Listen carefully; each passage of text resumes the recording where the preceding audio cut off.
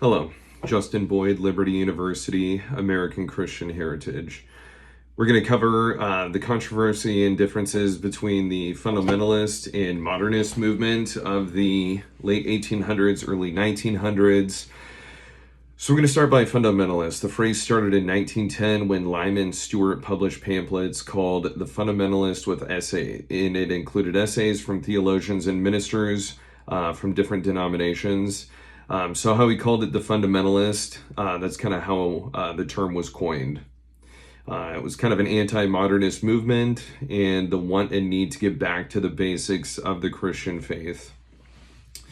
Modernists, it's taking Christianity and attempting to modernize it by the findings of modern science and philosophy. So a good example is Charles Darwin. He wrote The Origin of Species in 1859. So with that, that's basically talking about how through his scientific research, how man evolved instead of man being created within the image of God. So the modernists would use the Darwin theory, starting primarily in the late 1800s, early 1900s, to try to separate the dichotomy of themselves between fundamentalists and modernists.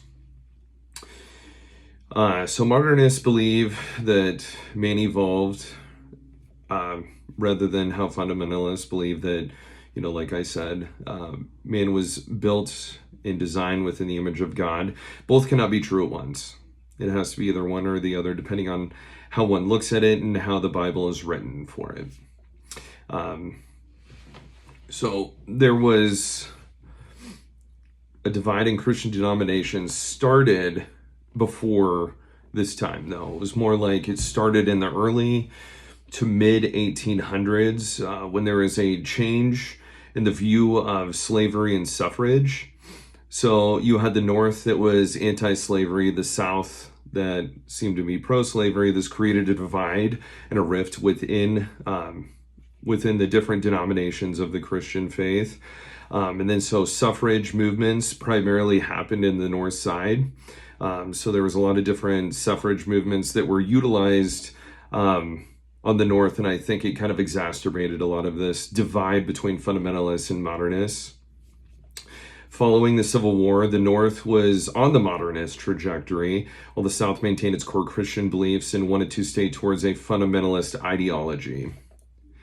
Following post-World War I, the 1920s brought great movements, but also degeneracy and a change that had major ramifications in the world. For instance, the Weimar Republic in Germany that brought sexual deviancy, drug usage, high gang affiliations, degenerate art, and a decay of the social fabric. The same instances happened within the United States during that time as well.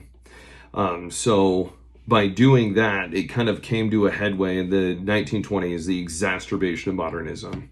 And in 1925, the Scopes trial was held in Tennessee, centered around the debate of evolution being taught in school. At the same time, it wasn't allowed in public schools to be taught. So William Jennings Bryan, he was the prosecutor in this case. And what it is they came up with a dealing. So this case probably wouldn't have happened for nefarious acts by the ACLU. The more I kind of read and study into history, it seems like a lot of stuff wouldn't happen if there wasn't certain nefarious acts. They kind of put it at the forefront. So it's kind of the situation of what happened with this. If they wanted to get a movement, they had to do something like this.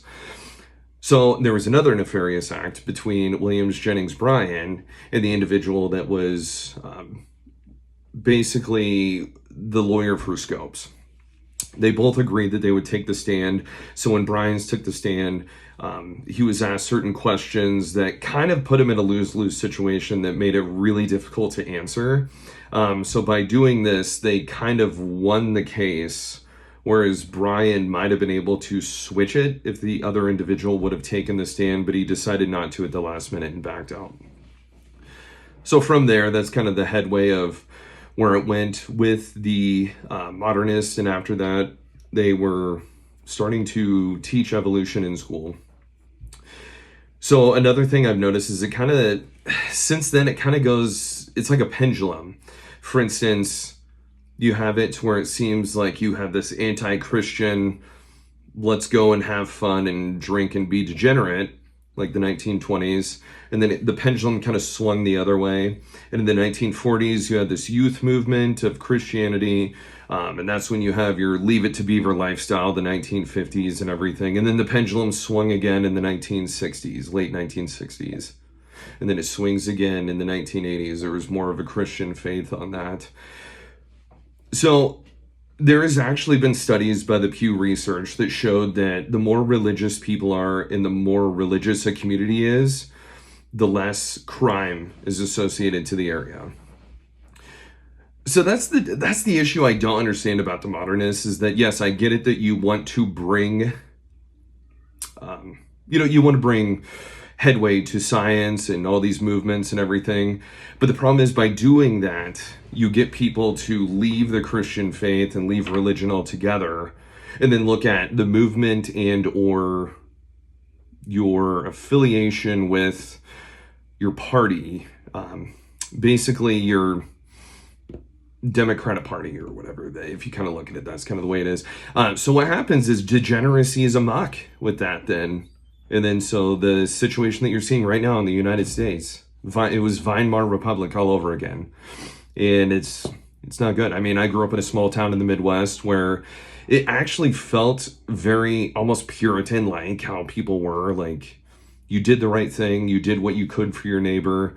You did the right thing when you weren't being watched. And then now I live in the Northwest in Seattle, Washington area. And it's easy to see degeneracy amok within the community. So that's kind of what you're looking at. And hopefully we can get that pendulum to swing in the opposite direction, to where I'm not saying, hey, let's all be fundamentalists or whatever, but I would like to see it to where hopefully it can be more of towards a reckoning of basically getting better people. So thank you.